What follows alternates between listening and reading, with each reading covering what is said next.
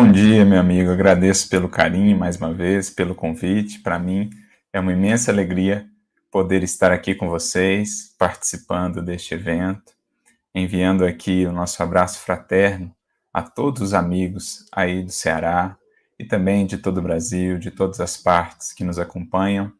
Que seja para nós uma manhã proveitosa, uma manhã luminosa sob as bênçãos do Consolador e também de Jesus, nosso divino mestre e amigo. Gostaria de agradecer na pessoa do querido amigo Luciano Klein, que nos fez o convite, agradecer por todo o carinho que sempre temos recebido dos amigos, dos corações aí do Ceará, e que Jesus, portanto, possa nos abençoar e nos inspirar nesta manhã de reflexões.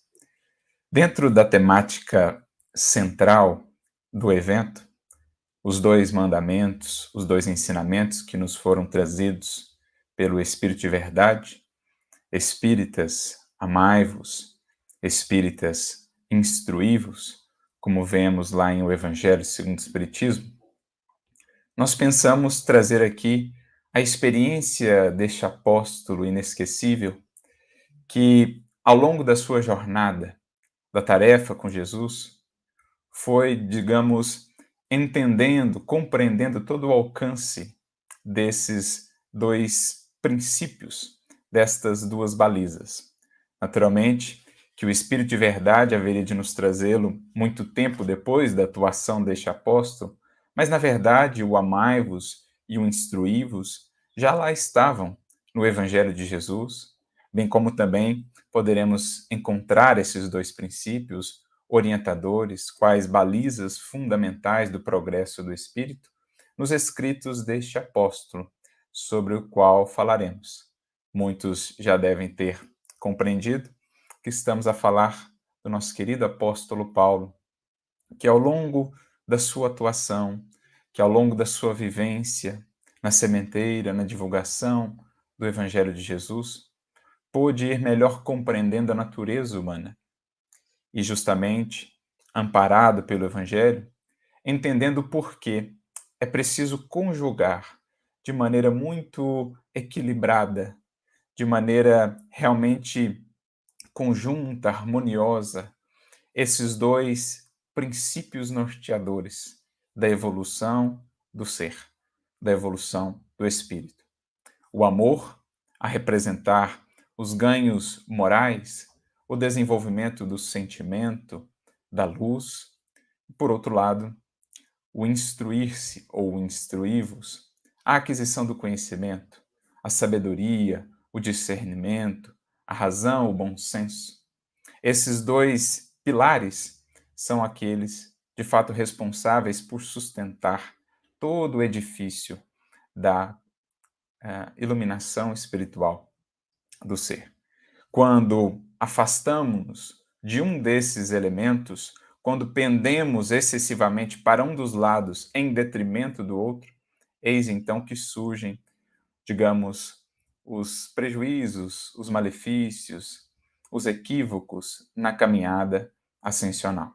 Quando o espírito se prende ou fica estagnado a uma dessas posições extremas, eis então que surgem os problemas que com Jesus vamos aprendendo novamente a equilibrar.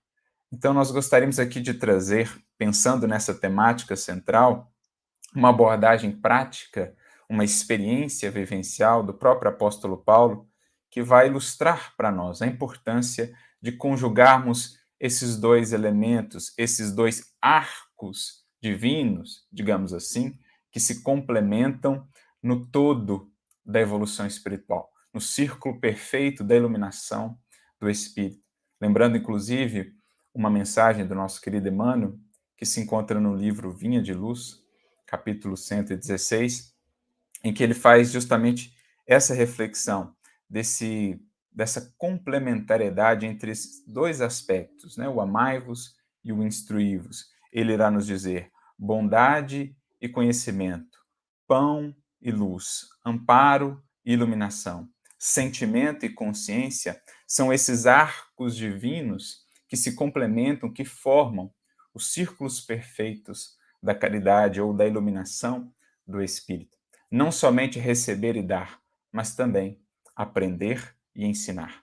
É nessa completude que nós precisamos investir e avançar para que possamos realmente refletir e expressar em nós toda a grandeza divina, toda a luz que o Evangelho vai nos ensinando a acender em nossa caminhada ascensional.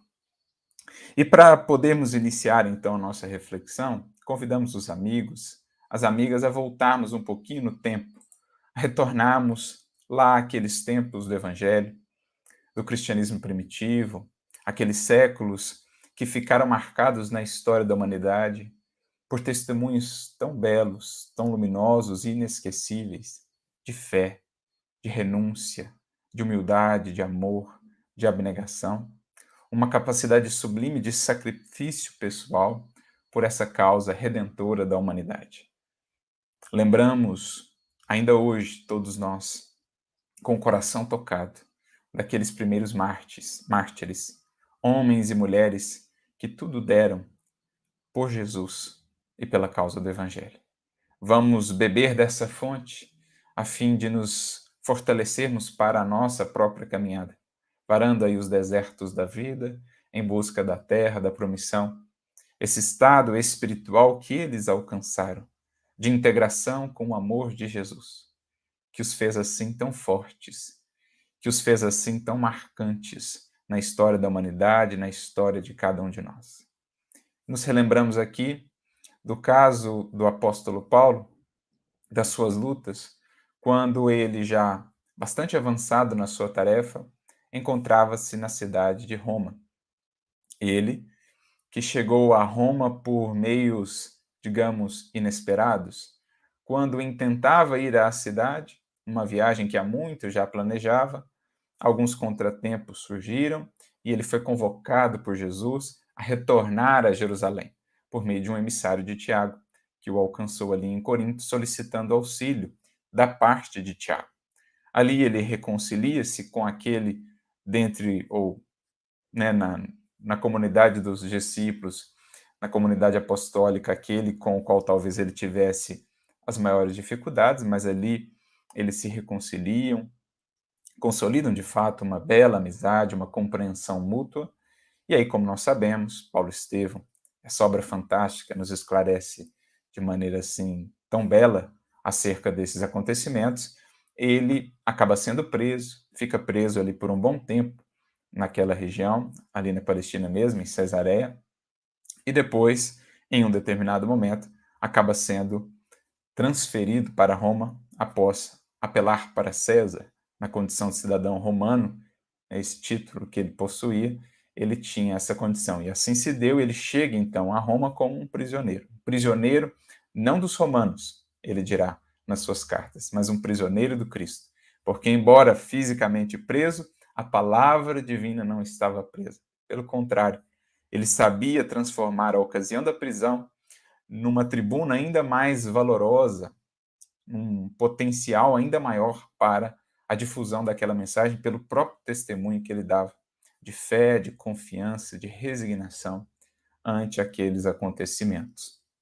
Quando ele chega, há algumas deliberações ali em torno do seu processo e ele acaba, enfim, ficando na condição de uma prisão domiciliar. Ele encontra uma casinha ali nas redondezas da prisão e ele visitava a prisão diariamente, tanto para conviver ali um pouco com os presos, né, para levar a mensagem do Evangelho, partilhava as refeições lá na prisão, mas tinha uma certa liberdade de ficar então nessa casinha, numa prisão domiciliar, e mesmo ali, naquela condição, impossibilitado de, por exemplo, ir pregar na sinagoga ou em algum local público, ele, com auxílio dos seus colaboradores que tinham acesso a ele, Lucas, entre outros amigos ali em Roma, ele logo quer mobilizar o trabalho, a atuação, como sempre o fez.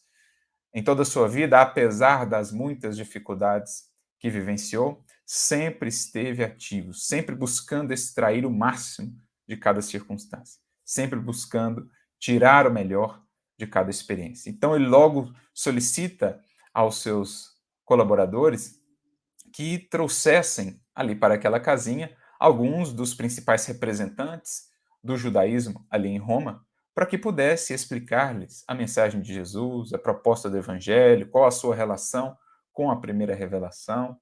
E assim se dá, e logo passados poucos dias dessa nova condição, num dia, numa tarde, ele já é visitado ali por alguns dos principais representantes do judaísmo, seus irmãos de raça. E ele começa a debater com eles o ouvem, digamos, de maneira meio receosa, com dúvidas, ressabiados, marcam então uma nova audiência com mais e mais representantes, e assim se dá ao longo de todo um dia, de manhã à tarde. Paulo entra ali naqueles debates que eram tão frequentes, né, naquele contexto dos seus companheiros aí de doutores da lei, que eram também, né, companheiros de estudos da lei mosaica, ele que havia vindo desse ambiente, que conhecia todos esses meandros, todo esse contexto. E Lucas, que observava de fora, que o acompanhava nesses momentos ali em Roma, fica impressionado ao ver a tenacidade, a energia, a perseverança de Paulo diante daqueles corações que muitas vezes se mostravam tão endurecidos, que se apegavam a questões minúsculas, fazendo disso grandes polêmicas, estéreis, na maioria das vezes, que criavam muitos empecilhos, que se apegavam à letra em detrimento do espírito, enfim, todas aquelas polêmicas, aqueles debates, aquelas discussões, isso foi impressionando a Lucas. E, mais ainda, a paciência de Paulo, a serenidade com que ele buscava ensinar, transmitir o conhecimento. E é justamente nesse contexto, então, que eles têm um diálogo, Lucas e Paulo, a respeito disso, no qual Paulo, então, vai revelar para nós toda a experiência que ele já havia adquirido até ali sobre essa condição humana, sobre a posição dos corações, das consciências diante do Evangelho de Jesus. E aqui faremos então a amarração com aqueles dois princípios, com aqueles dois elementos norteadores que mais tarde o Espírito de Verdade nos traria como os dois mandamentos ou ensinamentos fundamentais, que na verdade já estavam lá, tanto no Evangelho do Cristo, como também na atuação de Paulo e mesmo nos seus escritos, nós veremos. Porque na ausência de um desses pilares, na ausência de uma dessas balizas, quando nos encaminhamos para os extremos, saindo desse caminho do equilíbrio, da conjunção harmoniosa entre o aprender, o instruir-se e o amar e o servir, quando encaminhamos para os dois extremos, nós encontramos as duas posições mais refratárias, as duas posições para as quais mais difícil se torna o contato renovador do Evangelho de Jesus. É isso que Paulo vai dizer nesse diálogo com Lucas, quando Lucas lhe manifestou aquela impressão, né, que lhe causava tudo aquilo que ele assistia, aqueles debates. Inclusive, foi a partir daí, desses debates, dessas discussões que se deram nessa casinha, na sua prisão domiciliar, que surgiu a ideia, mais tarde, da parte de Paulo, de escrever a conhecida Carta aos Hebreus, aos seus irmãos de raça, àqueles também oriundos do judaísmo, doutores da lei.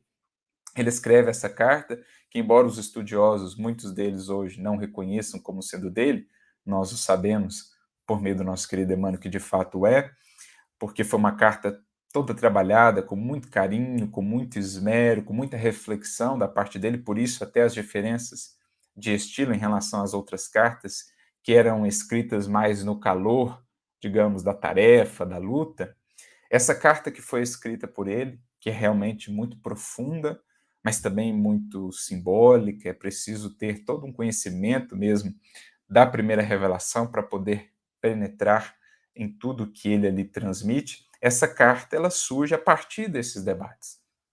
Quando, em determinado momento, quando as coisas pareciam mais difíceis, realmente parecia não haver nenhum ganho em tudo aquilo, e Paulo sente, né, aquele incômodo, aquele desafio da tarefa, um senhorzinho, então, se apresenta, se aproxima dele e diz: por favor, continue trazendo-nos a mensagem do Evangelho. Sei que tem muitos que manifestam-se aí, ou apresentam-se como corações muito cerrados, mas existem muitos de boa vontade que poderão usufruir desses valores eternos da mensagem de Jesus que você tem nos apresentado. Então, por favor, continue. Isso tocou profundamente o coração do apóstolo Paulo. Ele manteve a sua casinha ali aberta a essas visitas, a esses diálogos, e sentiu-se motivado, então, a escrever a Epístola aos Hebreus. Carta esta, como revela Emmanuel, que foi escrita marcada ali pelas lágrimas que por vezes pingavam sobre os pergaminhos. Então, foi escrita com o coração, mas também com todo o raciocínio de um doutor da lei, muito versado nas tradições daquele povo, nas tradições judaicas, na primeira revelação. Ele coloca nessa epístola, então, coração e raciocínio, tentando alcançar aqueles seus irmãos.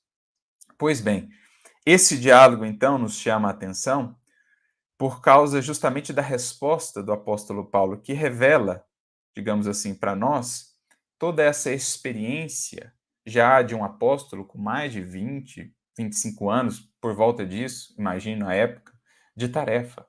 Um profundo conhecedor, portanto, da natureza humana, das diferentes condições de recepção do evangelho nos corações e nas consciências. Ele que sabia adequar a mensagem ao terreno que encontrava e que nos deixa, portanto, ou compartilha aquilo que pôde aprender ao longo do tempo, para que possamos também nortear a nossa atuação e entender melhor cada espírito, que é um mundo, um universo por si, na condição, na faixa de compreensão em que está, para que possamos entender o valor de sabermos conjugar, tanto na nossa vida como na nossa atuação espírita, na difusão do Consolador e do Evangelho, sabemos conjugar esses dois princípios, essas duas balizas, para que ela possa realmente alcançar o coração e alcançar a razão, equilibrando, portanto, o ser na sua jornada ascensional. Para que aqueles que se perderam num ou noutro extremo possam ser convidados novamente ao equilíbrio, onde se encontra o caminho reto, o caminho mais seguro, por meio do qual o espírito pode ascender a Deus, de maneira equilibrada, nesse voo harmonioso, porque uma batida compassada entre as duas asas que elevam o espírito aos altiplanos da evolução. O voo compassado, a batida harmoniosa da asa do saber e da asa do amar. É isso que precisamos buscar, segundo Paulo vai nos dizendo. E aí ele diz assim para Lucas, né? Depois de Lucas manifestar essa impressão. A experiência do mundo tem me ensinado a discernir, de algum modo, a posição dos espíritos. Isso está no capítulo 9 da segunda parte do livro. Então, a experiência do mundo, os tantos e tantos anos de trabalho intensos com Jesus, a inspiração do Mestre a orientá-lo, a instruí-lo também, a abrir-lhe novos horizontes de percepção e compreensão da vida e dos espíritos, haviam ensinado a Paulo a discernir melhor a posição dos espíritos. Isso foi essencial em sua tarefa, porque por meio disso ele sabia graduar-se e graduar a mensagem, alcançando da maneira mais propícia cada coração ou cada grupo. Então, em Atenas ele vai atuar de um jeito, se propor a atuar de um jeito, junto aos coríntios de outra maneira, junto aos filipenses de outra maneira, sempre buscando o melhor. Claro que Atenas é uma grande frustração, vamos comentar sobre isso, mas por onde passava, ele buscava fazer essa leitura dos corações. Como ele mesmo diria depois, fiz-me tudo para todos, para por todos os meios chegar a salvar alguns. Então, para os judeus, fiz-me judeu, para os sem lei, fiz-me como sem lei, embora esteja sujeito à lei do Cristo. Ele vai trazendo essa descrição. Fiz-me tudo para todos, para por todos os meios chegar a salvar alguns. Isto é, a apresentar para alguns esse caminho redentor, a despertar alguns para a importância desta caminhada.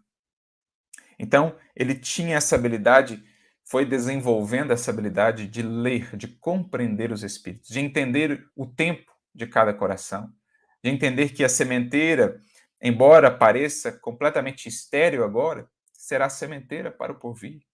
Cabe-nos seguir investindo, seguir semeando, arroteando o solo com esforço, com testemunho, com sacrifício, porque um dia, mais cedo ou mais tarde, a semente há de germinar, o campo há de florir. Saber esperar, saber ler cada coração, conhecer cada tipo de solo e, acima de tudo, semear sempre, como na parábola do semeador. E aí ele diz para Lucas e para todos nós: há duas classes de homens para as quais se torna mais difícil o contato renovador de Jesus. Então, como dizia, aqui ele entra na conexão com amai-vos e instruí-vos. Porque cada uma dessas classes será o resultado da ausência de uma dessas balizas. Na ausência do amai-vos, quando caímos apenas no campo do intelecto, do raciocínio, nós vamos a um extremo. Na ausência do instruí-vos, quando nos deixamos conduzir apenas pelo sentimento, muitas vezes apaixonado, exacerbado, nós caímos em outro extremo. E são essas as duas classes aqui definidas por Paulo. Duas classes, portanto, que deveremos evitar, ou dois extremos que deveremos evitar em nós. Deveremos, a todo custo, evitar encaixarmos em uma dessas classes para buscarmos aquilo ou aquela posição que conjuga o melhor de cada um desses elementos, de cada um desses extremos, encontrando o caminho do meio, o caminho da virtude, o caminho do equilíbrio. Então, há duas classes para as quais se torna mais difícil o contato renovador de Jesus. A primeira é a que vi em Atenas e se constitui dos homens envenenados pela falaciosa ciência da terra. Homens que se cristalizam numa superioridade imaginária e muito presumem de si mesmos. São estes, a meu ver, os mais infelizes. Então aqui, Paulo fala de uma experiência que marcou profundamente seu coração. Uma das maiores frustrações e decepções da sua vida foi quando ele teve a ocasião de pregar em Atenas, sobre a qual ele já havia ouvido falar, foi educado por mestres atenienses e de Alexandria na filosofia grega, portanto, conhecia os filósofos gregos, havia ouvido falar sobre a grandeza de Atenas, né, essa capital intelectual do mundo, berço ali da filosofia. Então ele ansiava pelo momento em que poderia levar a mensagem de Jesus a Atenas, imaginando, ainda não tão maduro, né, que ela seria muito bem recebida e que ele encontraria ali valiosos colaboradores para a difusão da mensagem do Evangelho, já que tinham consigo todo o brilho da inteligência, toda a eloquência da oratória, da retórica, enfim. E qual não foi a decepção dele quando, dentre todos os lugares pelos quais ele passou, Atenas foi a única cidade onde não se formou um núcleo cristão, um núcleo de estudo, de aprendizado acerca das lições de Jesus, da mensagem imortal da Boa Nova. Isso o marcou profundamente, porque era uma esperança, era um sonho seu, e ele vê tudo aquilo desvanecer.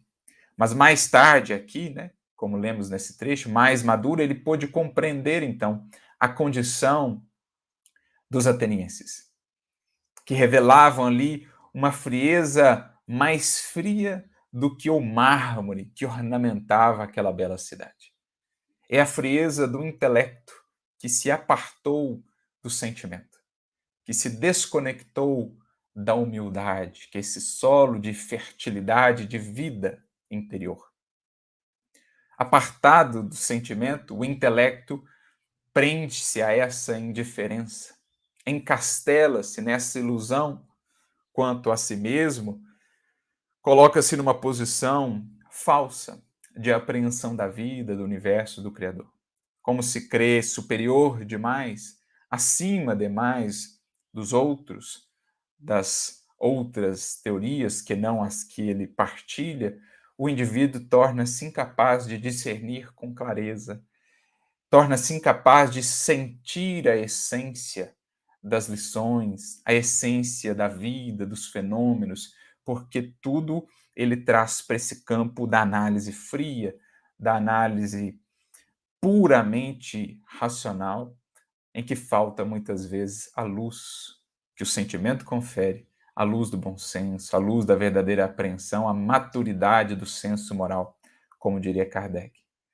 Por isso vamos ver, não só lá em Atenas, mas em todos os tempos, os chamados novos atenienses, como Emmanuel mesmo vai nos trazer, numa mensagem no livro Pão Nosso, né, capítulo 114, esses novos atenienses, na verdade, aqui um arquétipo, né, daqueles que se cristalizam apenas no castelo do intelecto, apartados do sentimento, apartados da humildade, apartados do amor. Existiram em todos os tempos grandes inteligências que, no que diz respeito às coisas espirituais, no que diz respeito às leis divinas, ao próprio Criador, estão ainda no beabá, porque muito presumem de si mesmos e consideram esses novos conhecimentos ou essa reflexão algo indigno de si e por isso permanecem distanciados da verdadeira apreensão da vida, da verdade em seus aspectos mais fundamentais. Grandes inteligências que travaram contato com o evangelho, mas que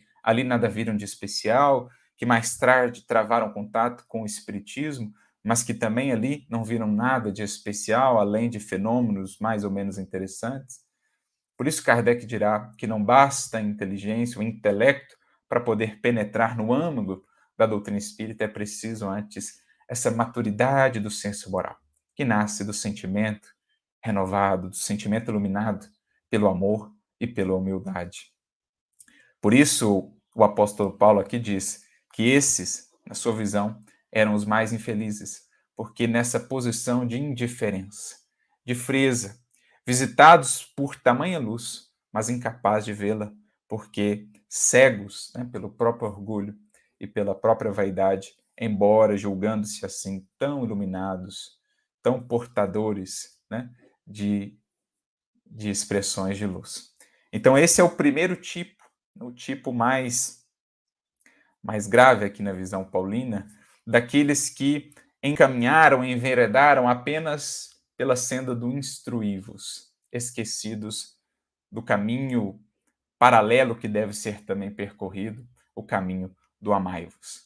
Então, nesse extremo, chega-se à frieza, chega-se à indiferença, chega-se ao orgulho, à pretensão, à presunção. E o apóstolo Paulo faz questão de falar sobre isso, né, nas suas epístolas.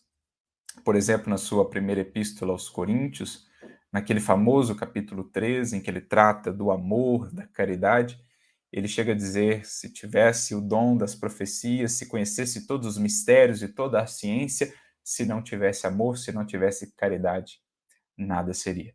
Então a gente já vê ele trazendo nos seus próprios escritos os antídotos, as orientações para que não nos deixemos encaminhar a esses extremos. Por outro lado, temos o segundo extremo. Ele diz, a segunda classe, para a qual é mais difícil o contato renovador do Evangelho. A segunda é a que conhecemos nos judeus recalcitrantes, que, possuindo um patrimônio precioso do passado, não compreendem a fé sem lutas religiosas. Petrificam-se no orgulho de raça e perseveram numa falsa interpretação de Deus. Então, do outro lado, a segunda classe mais difícil para esse contato renovador do Evangelho era daqueles que se prendiam no fanatismo religioso, no dogmatismo.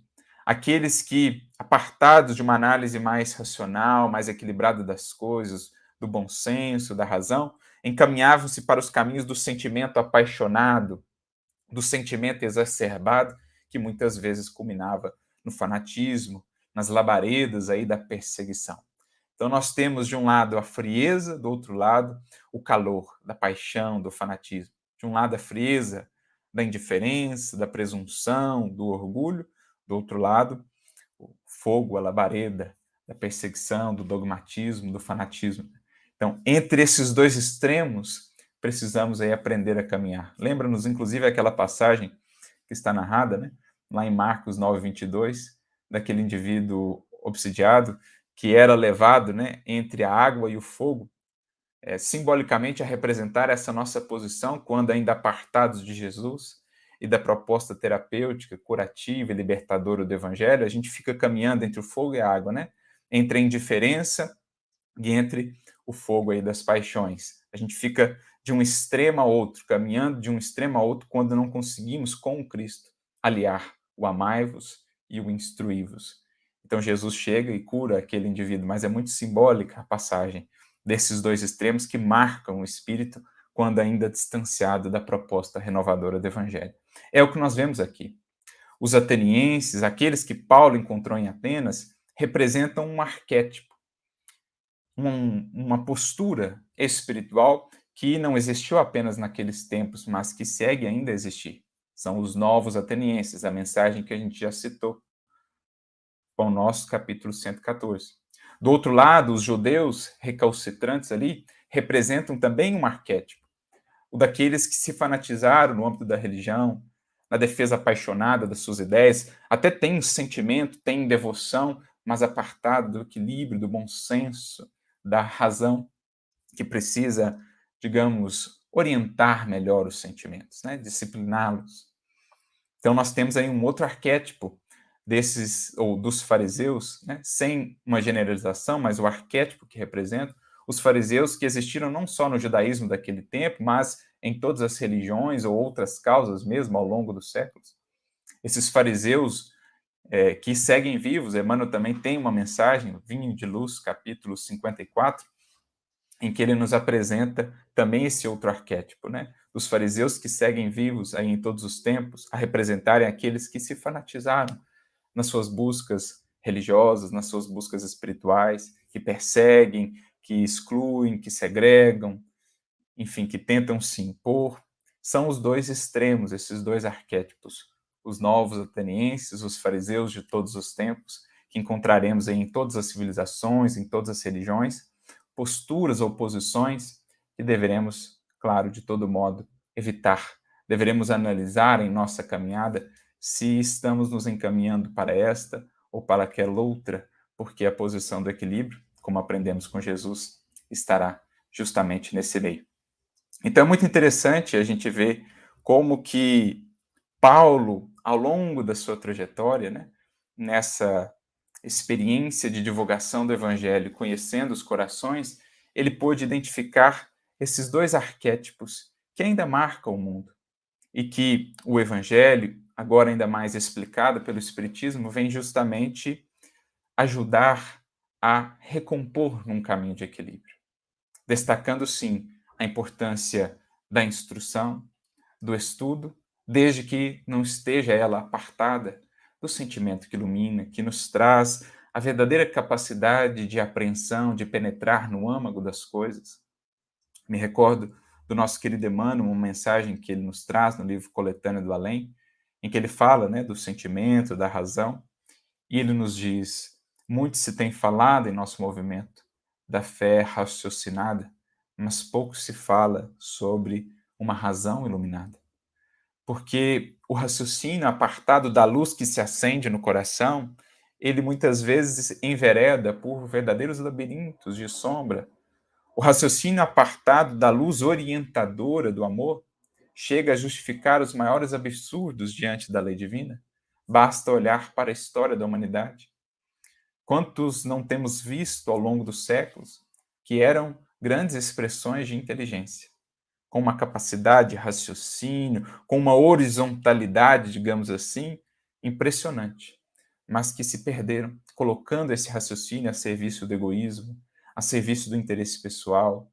E assim vemos nascer a miséria, assim vemos nascer a guerra, a corrupção, tantos crimes que foram cometidos ao longo da história da humanidade por grandes inteligências, apartadas, no entanto, da razão que ilumina e que lhes dá a verdadeira apreensão da vida.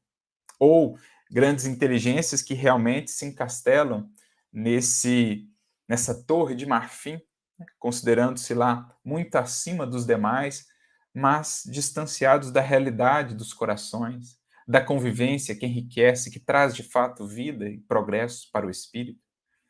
Vivem lá a julgar-se assim tão superiores, para mais tarde, numa queda impressionante, perceberem o castelo de ilusões em que viviam. perceberem que aquela imagem, aquela visão que tinham de si mesmos estava ainda tão apartada da realidade acerca de si. Então é preciso trabalhar e sentir esse calor do amor, mas também não o calor que vai para o extremo. Porque o próprio apóstolo Paulo, se pensarmos nele antes da sua conversão, é inegável que existia ali amor, devotamento pela causa divina, pela primeira revelação, por Moisés. Mas, na ausência dessa razão equilibrada pela humildade, ele deixou que esse sentimento todo se desvairasse. Ao invés daquele calor acolhedor, como de uma lareira, que embala, que vivifica, né, que traz aquele envolvimento ameno, aquele fogo do amor se tornou algo destruidor, um incêndio destruidor. E em nome de Deus, ele perseguiu, ele torturou, ele matou, ele feriu, ele prejudicou, porque também afastou-se desse equilíbrio. Por isso, em Jesus e no Evangelho, nós vamos ver a perfeita integração desses dois elementos. A perfeita união desses dois princípios, desses dois pilares, dessas duas balizas. Não é outro o símbolo da cruz. Trata justamente disso, dessa perfeita integração entre horizontalidade, a representar o instruí-vos, a ampliação de horizontes do espírito, e a verticalidade, a representar o amai-vos, a elevação, a ascensão do espírito pelo sentimento. A conexão com o mais alto para traduzir isso, essa força do amor aqui na vida. Então, em Jesus, no símbolo máximo do seu testemunho, que é a cruz, nós vemos a perfeita integração do amai-vos e do instruí-vos, que orienta todos os discípulos do Evangelho, que Paulo soube muito bem perceber, destacou ele os malefícios do apenas instruir-se, a gente já citou aqui o trecho, capítulo 13 da sua primeira carta aos Coríntios, quando ele dirá: ainda que tivesse o dom da profecia, que conhecesse todos os mistérios e toda a ciência, se não tivesse amor, nada seria. Nesta mesma epístola, no capítulo 8, ele vai dizer, ou vai alertar, que a ciência incha, mas o amor edifica. Alertando para os cuidados de seguir apenas nos caminhos, né, da ciência que muitas vezes incha, mas não edifica de fato, não constrói de fato, na ausência do amor. Mas ele também dirá do cuidado que deveremos ter para não deixar o sentimento sem a orientação da razão, do conhecimento, da instrução que traz mais luz, que traz mais discernimento. Na sua epístola aos Filipenses, por exemplo, no capítulo 1, versículo 9, ele vai orientar que a vossa caridade abunde mais e mais em ciência e em todo o conhecimento. Então a gente percebe que ele foi pontuando ao longo das suas cartas orientações sobre aquilo mesmo que ele pôde conhecer na vida prática, da difusão do evangelho, no trato com as criaturas, no conhecimento do coração, das consciências, dos espíritos. Ele foi orientando, olha, gente, não vamos nem pender excessivamente para este lado, nem para aquele outro. Vamos buscar em Jesus o símbolo da perfeita integração entre esses princípios. A cruz é o símbolo, representa o elemento norteador, a seta que aponta para o espírito progresso. Alcançando esses dois arquétipos, essas duas classes que se perderam nos extremos. Os atenienses, claro, aqui sem nenhuma generalização, ele está trabalhando o arquétipo, né, que representavam ali os atenienses. Os atenienses de todos os tempos a representarem os espíritos que se perderam no excesso, no extremo, do instruí-vos sem o amai-vos.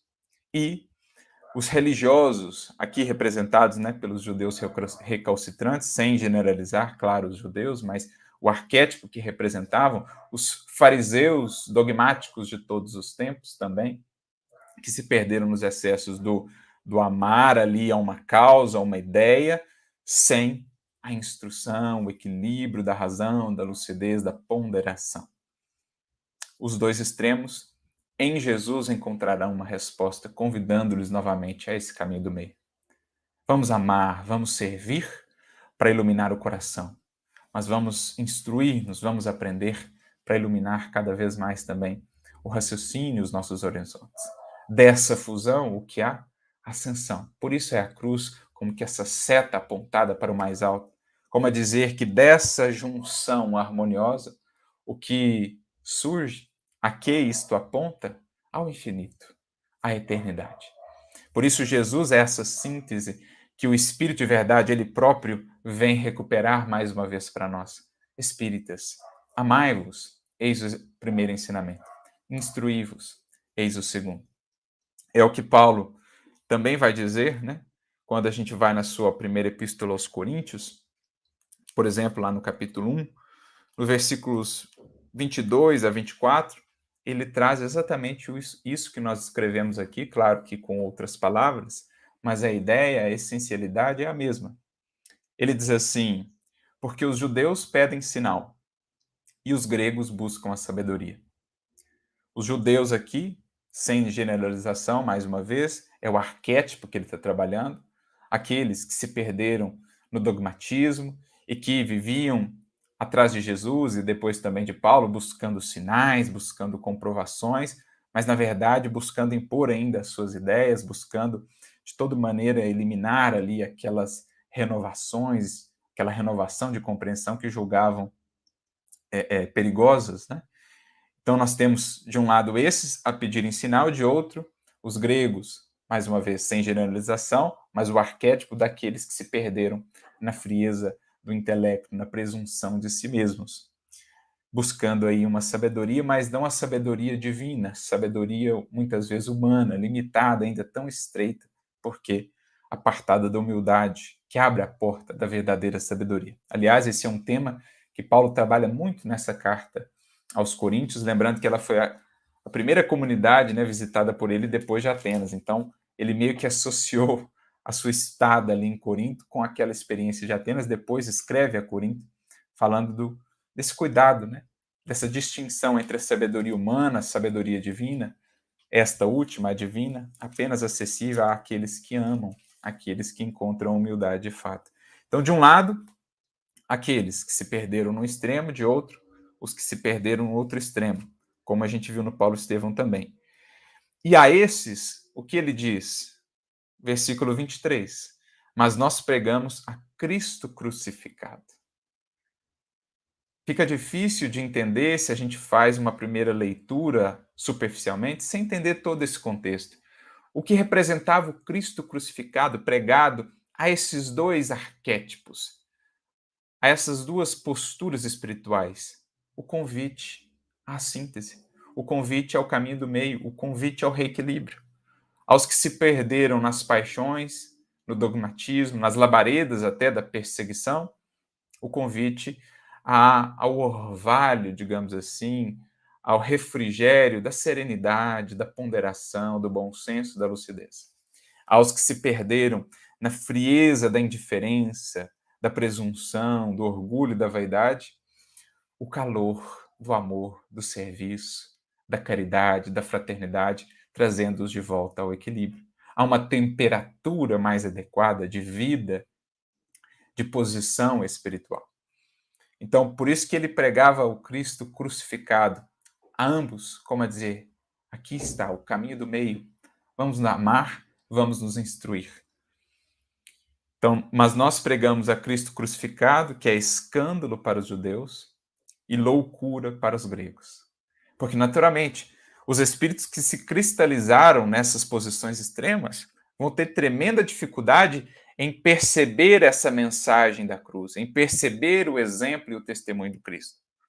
Para os que se fanatizaram, para os que estão ali no incêndio devorador das paixões, é difícil para eles entender esse chamado ao equilíbrio, à serenidade, né, uma posição mais equilibrada no âmbito do sentimento, iluminada aí pela reflexão, aos que se perderam, aos que se extraviaram no excesso da frieza, da indiferença, dessa cristalização da vaidade e do orgulho, para eles é muito difícil compreender o servir, o apagar-se para engrandecer outros, o sacrifício pelo bem comum, A caridade, o amor, para eles é difícil compreender. Então, para uns, essa proposta de abrir-se a novas reflexões, de renovar conceitos, de adotar uma postura mais ponderada nas suas paixões, essa posição, essa proposta de Jesus era escandalosa, era escândalo.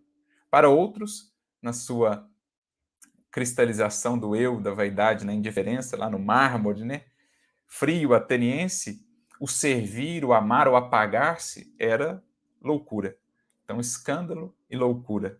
É assim que muitos espíritos têm interpretado Jesus e a proposta do Evangelho ao longo dos séculos. Extraviados que estão nessas posturas extremas. Mas, acrescenta ele, para os que são chamados, tanto judeus como gregos, ou seja, para aqueles que foram tocados, para aqueles que entenderam a ideia, para aqueles que sentiram-se, de fato, chamados, convocados, lhes pregamos a Cristo, poder de Deus e sabedoria de Deus. Olha que bonito. Cristo, que é poder de Deus, e qual que é o poder de Deus? É o amor. Então, Cristo, que é amor e sabedoria. Poder de Deus e sabedoria de Deus. A fusão sublime, o testemunho mais belo do que é o ápice da comunhão desses dois princípios norteadores. Em Jesus nós temos a resposta. Em Jesus nós temos o caminho para aqueles que se perderam do equilíbrio. No Evangelho nós temos o medicamento que vem então remediar as posições extremas, o transviamento do espírito, trazendo-o de volta para o meio, né? Remediar. O divino médico das almas que traz-nos novamente a essa temperatura adequada, essa posição harmoniosa e de equilíbrio, a saúde espiritual que nos permite avançar propriamente na caminhada. Então, para aqueles que entendem toda a dimensão do evangelho, que o espiritismo, o espírito de verdade depois vem recapitular, Jesus é essa síntese do amai-vos e do instruí-vos, o poder de Deus e a sabedoria de Deus, que naquela cruz ali estão simbolizados na perfeita integração entre a haste horizontal, a haste vertical, a apontarem para o infinito, para a ascensão. Por isso, retornando lá à fala de Paulo para o nosso querido Lucas, ele diz: de tal arte, entendemos melhor a palavra do Cristo, que classificou os simples e pacíficos da terra como criaturas bem-aventuradas. Então, os simples, né, aqueles que buscam o caminho da humildade, e os pacíficos, aqueles que buscam o caminho do amor, da caridade. São estes os que têm os dois ingredientes fundamentais para evitarem as armadilhas, os falsos caminhos da evolução. Caridade e humildade, diz Kardec em O Evangelho segundo o Espiritismo. Eis o único caminho para a salvação, para a sublimação do espírito. Orgulho e egoísmo, eis os caminhos da perdição, do distanciamento da proposta redentora. Poucos gentios cultos, né, os atenienses, os novos atenienses, e raros judeus crentes. Então, aqueles, os fariseus, né, os que se perderam no dogmatismo, na busca e defesa apaixonada de determinadas ideias e causas, não só no âmbito da religião, no âmbito da filosofia, no âmbito do pensamento, enfim. Então, poucos gentios cultos e raros judeus crentes na lei antiga estão preparados para a escola bendita da perfeição com o Divino Mestre. Escola bendita da perfeição com o Divino Mestre, porque a perfeição pressupõe essa complementariedade entre esses dois aspectos do progresso do ser. Progresso intelectual e progresso moral, como dirá Kardec. Sentimento e consciência, como nos dirá Emmanuel, né? Pão e luz. Esses arcos divinos que formam os círculos perfeitos da iluminação do Espírito. É preciso aprendamos a conjugá-los em nossa vida, em nossa atuação. O exemplo maior aí está, bem como daqueles que, após ele, vieram seguindo os mesmos passos. Paulo aprendeu isso a duras penas, em muitos e muitos anos de experiência, de trabalho, de renúncia e sacrifício com Jesus. legou-nos a lição, para que os nossos caminhos se façam assim mais suaves, para que evitemos as tantas curvas, para que evitemos assim precisar aprender por meio de tanta dor, se já temos a luz acesa em nosso caminho, e saibamos acolhê-la e conduzir-nos com esse devido equilíbrio. Investamos, sim, no conhecimento que o Espiritismo nos traz, no conhecimento do Evangelho de Jesus, que acendem para nós novos horizontes, que ampliam a nossa capacidade de percepção e de leitura da vida.